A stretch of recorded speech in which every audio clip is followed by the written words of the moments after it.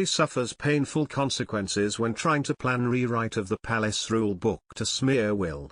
Prince Harry proposed that the palace should rewrite the rulebook following the success experienced by the Duke and Duchess of Sussex during their first joint tour to Australia, a book has claimed. The Duke and Duchess of Sussex's first tour abroad as a married couple was a stellar success. Over the course of 16 days, Meghan and Prince Harry carried out 75 engagements across Australia, Fiji, New Zealand, and Tonga, where they were consistently welcomed by huge crowds. Now investigative journalist Tom Bower has claimed in his upcoming book Revenge, Meghan, Harry and the War Between the Windsors, the Duke and Duchess of Sussex convinced themselves during their royal tour in Oceania that Prince William was jealous of their success. In an extract published by the Sunday Times, the author sensationally claimed, on October 23, 1 week into the tour, the die was cast. Harry and Meghan seemed to have convinced themselves that William was jealous of their success in Australia. The time was right for change. They needed to break out of Kensington Palace's claustrophobic fishbowl. Harry proposed that the palace should rewrite the rulebook. Rather than Meghan being a dutiful member of the supporting cast, she should star as a campaigner, independent of the Cambridges and even of the Queen. The author also claimed that, perhaps encouraged by Harry, Meghan appeared to conjure a fantasy that she could provide the leadership the monarchy required. He added, her activism would enhance the brand. To her staff, she gave the impression that she believed she personified the monarchy's importance. Express.co.uk has contacted the Sussex's representatives at Archewell for comment. Meghan and Prince Harry themselves touched upon their visit to Australia during their bombshell interview with Oprah Winfrey, broadcast in March last year.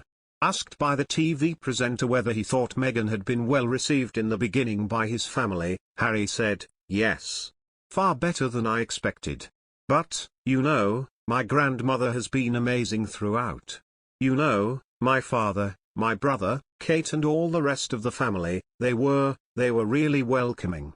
But it really changed after the Australia tour, after our South Pacific tour." He continued, "But it was also the first time that the family got to see how incredible she is at the job. And that brought back memories." Ms. Winfrey asked Harry whether he referred to the memories of Prince Charles and Princess Diana's Australian tour in the early 1980s, which clearly showed the Princess of Wales's popularity and, it was later reported, may have sparked the jealousy of the overshadowed Prince of Wales. After the Duke gave Ms. Winfrey an affirmative response, she prompted him to elaborate further, saying, "The tour, where your father and your mother went there, and your mother was bedazzling. So, are you saying that there were hints of jealousy?" He replied, "Look, I just wish that we would all learn from the past." He added the Duchess came into the family so quickly and effortlessly during the tour and was able to connect easily with people. Meghan joined the royal family as one of its working members in May 2018, upon tying the knot with Prince Harry. She immediately started working on causes close to her heart, and in January 2019 she acquired 4 royal patronages ranging from animal well-being to supporting women and gender equity.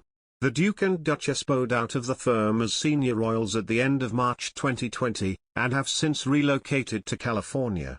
In late 2020 they established their organization, Archewell, which includes audio and video production companies and a non-profit foundation.